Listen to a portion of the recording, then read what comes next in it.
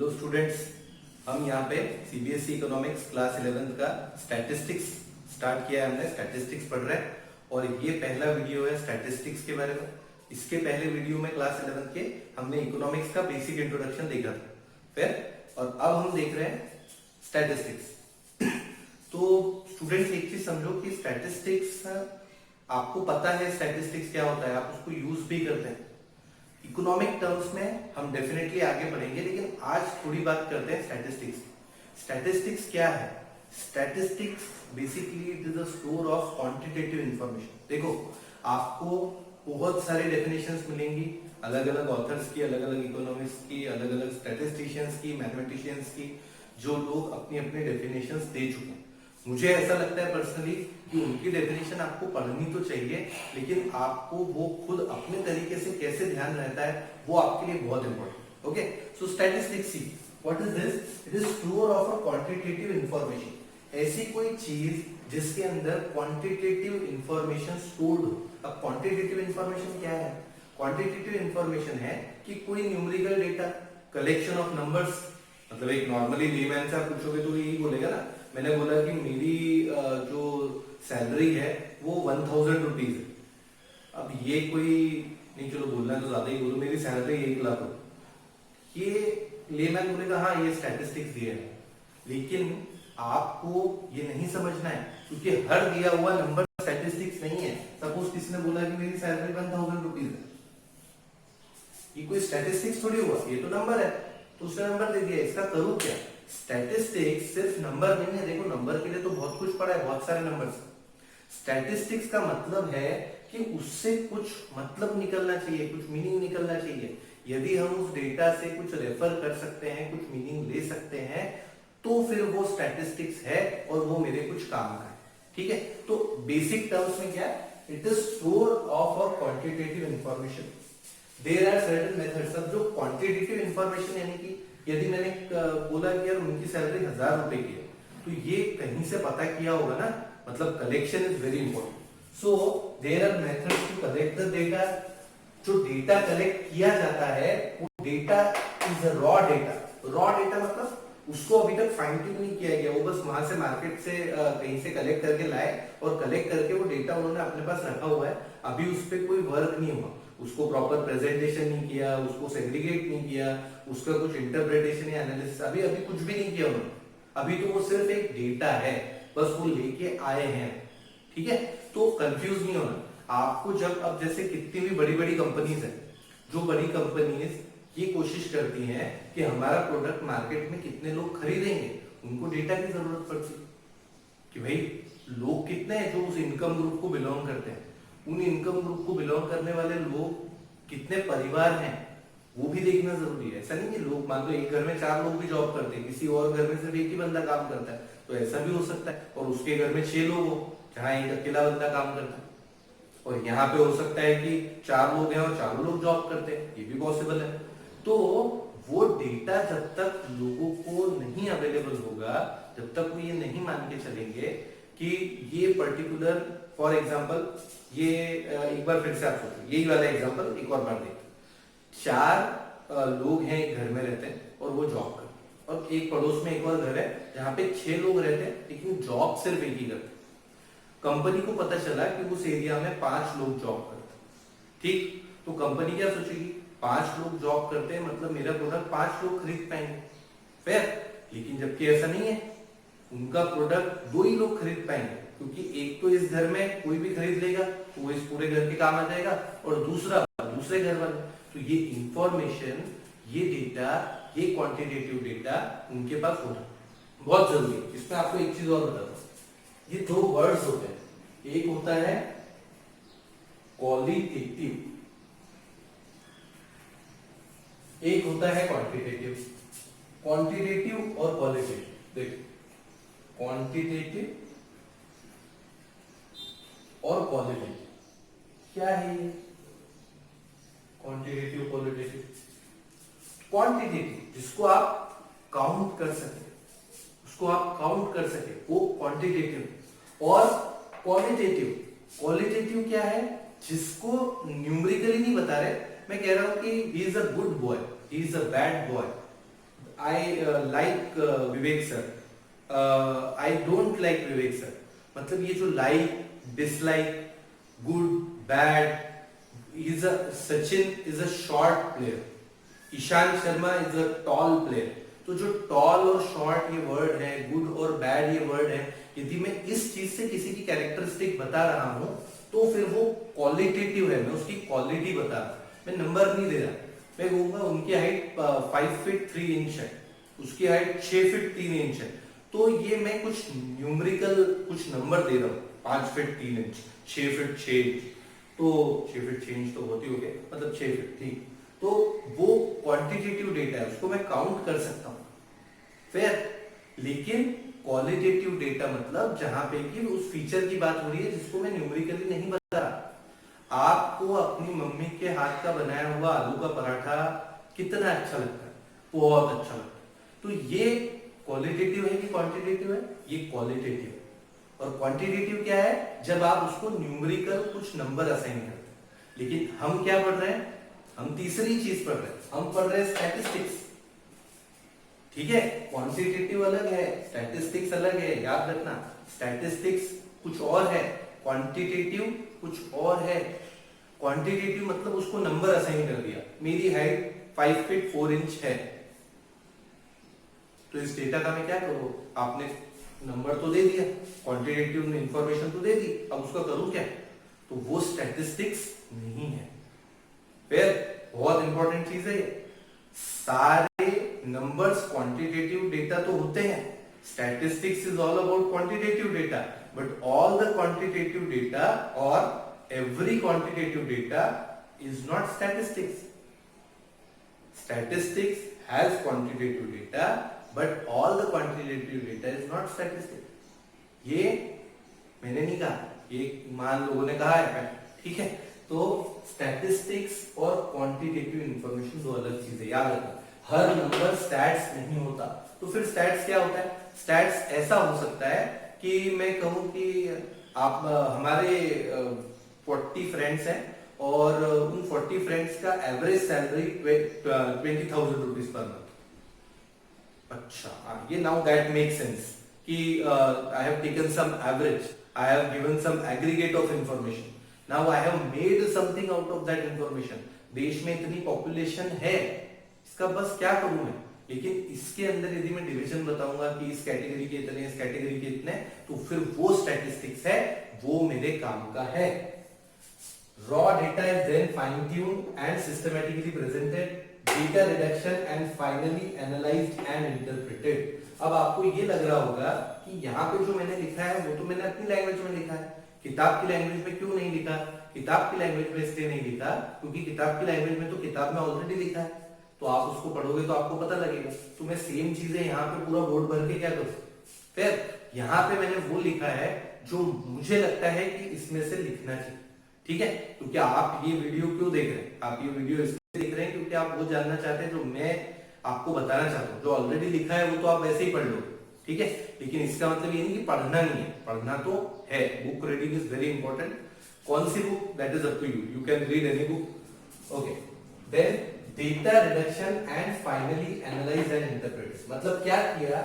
Data collect किया, उसको थोड़ा फाइन ट्यूनिंग किया, क्लासिफिकेशन वगैरह अलग अलग किया उसको, and then systematically presented. Then you have to reduce the data. Now that data after systematically presenting can be too much. 1 lakh लोगों का डेटा लेके आ गए, पर उस 1 लाख लोगों के डेटा को मैं रीड कैसे करूं?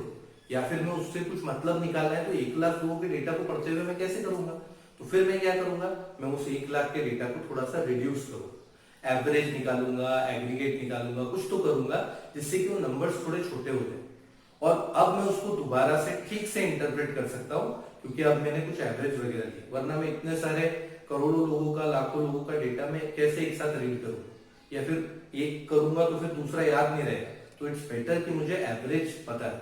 आप देखना, किसी भी बैट्समैन को यदि ये बताना होता है कि यार वो वाला स्पोर्ट्स पर्सन कितना अच्छा स्पोर्ट्स पर्सन है, तो वो उसके एवरेज के बारे में बात करता है ना, कि उसने पूरे करियर में ओवरऑल परफॉर्मेंस कैसा किया है, उसका एवरेज कितना था। हो सकता है किसी ने एक मैच में 300 रन बना दिए, तो आप बार बार ये तो नहीं कह सकते ना कि उसने तो 300 बनाया, उसने तो 300, पर हो सकता है बाकी मैचेस में उसने कुछ कंट्रीब्यूट ही ना किया। तो इट इज अबाउट एवरेजेस कि ओवरऑल आपने कितना कंट्रीब्यूशन किया। फिर तो बेटा ये स्टैटिस्टिक्स का एक जनरल बेसिक सा इंट्रोडक्शन था, जो बेसिक स्टैटिस्टिक्स के बारे में है। क्या ये डायरेक्टली हमारे पूरे सिलेबस में है?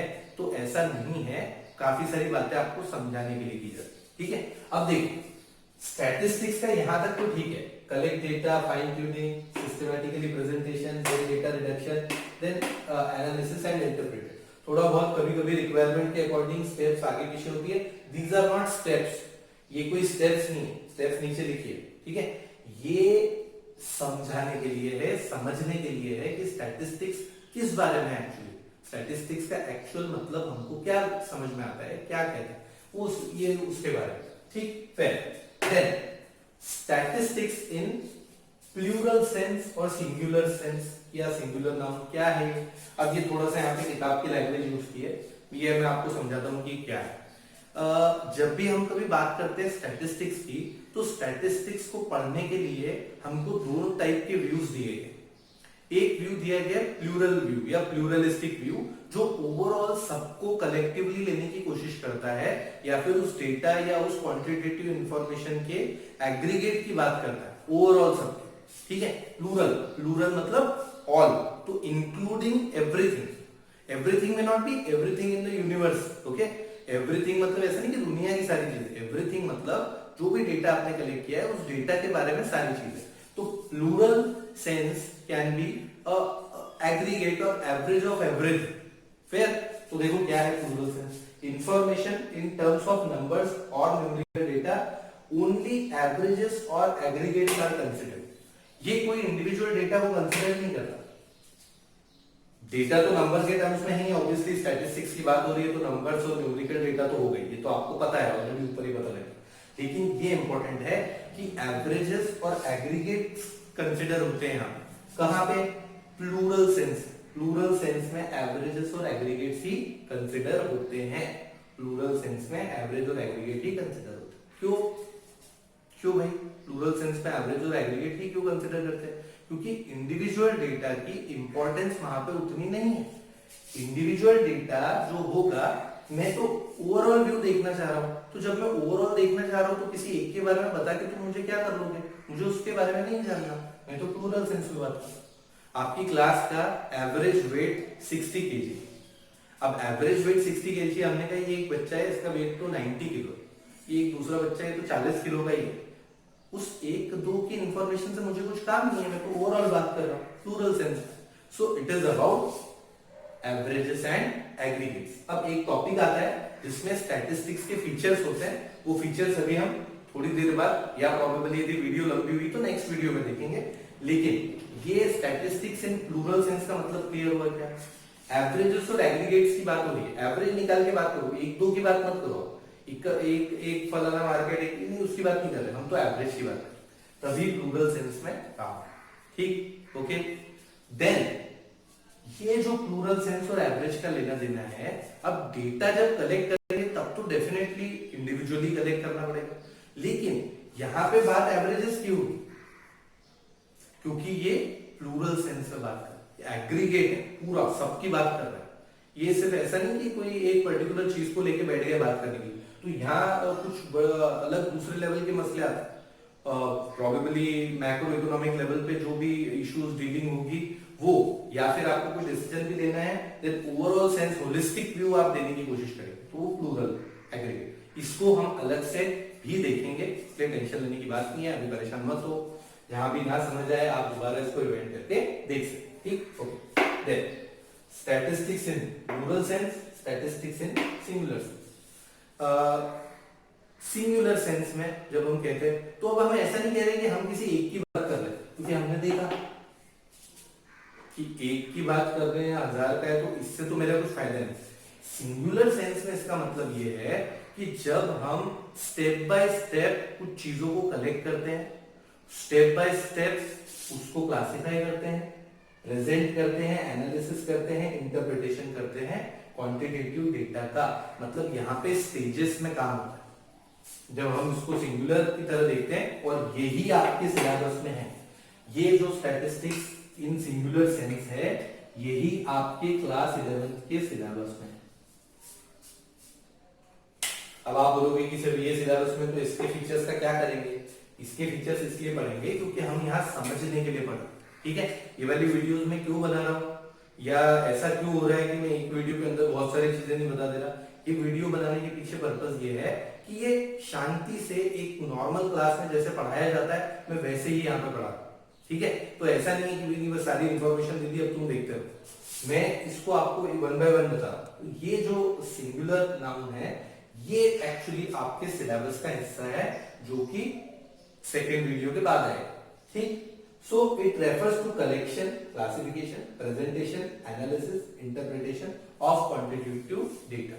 इसमें भी ऐसा नहीं कि इसमें एवरेज भी निकलेंगे, इसमें एग्रीगेट भी निकलेंगे, लेकिन जब हम सिंगुलर बात करते हैं तो किसी एक पर्टिकुलर स्टेज की बात भी हो सकती है। फॉर एग्जाम्पल, मैंने कहा कि डेटा कलेक्ट कर लिया, क्लासिफाई नहीं हुआ, तो क्या प्लूरल सेंस में काम हो गया? क्या नहीं, प्लूरल सेंस में काम नहीं हुआ, लेकिन सिंगुलर सेंस में स्टेज 1 कंप्लीट हो चुका है। देन क्लासिफिकेशन, देन प्रेजेंटेशन, तो ये स्टेजेस में काम होता है, वन बाय वन काम होता है, इसलिए उसको सिंगुलर सेंस में कहा जाता है। आया क्या समझ में?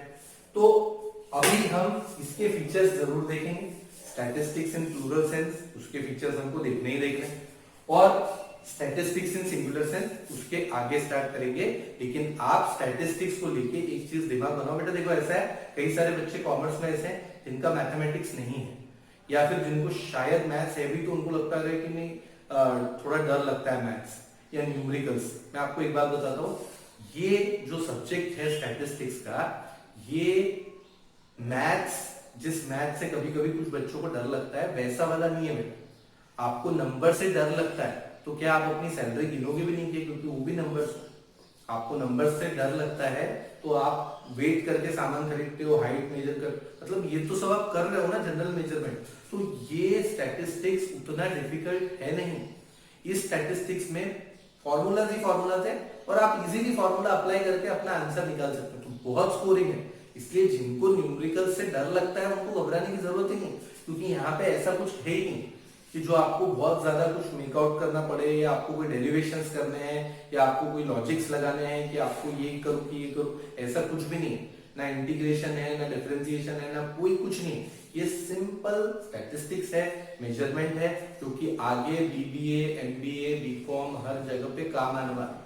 मतलब आप ये मत सोचना स्टैटिस्टिक्स होता ही है सब्जेक्ट, बीबीए में भी होता है, एमबीए में भी होता है, और ये सब्जेक्ट मैनेजर्स को काम आता है। तो ये घबराने का टाइम नहीं है, वरना आपको करियर ही चेंज कर देना पड़ेगा। ये वो बेसिक अकाउंटेंसी टाइप कि आपको एक मेथड पता है, अकाउंटेंसी भी थोड़ा कॉम्प्लिकेटेड है, उसमें फिर सोचना पड़ता है। यहाँ तो आपको बहुत इजी वे में समझ आएगा, कि आप टेंशन ना लो, थोड़ा थ्योरी है स्टार्टिंग में, आगे न्यूमेरिकल ही न्यूमेरिकल है। ये क्लियर हुआ? ओके, जहां भी कोई प्रॉब्लम है आप पॉज करके देखना। अब अगले वीडियो में स्टैटिस्टिक्स इन प्लूरल सेंस को डिटेल में। Thank you.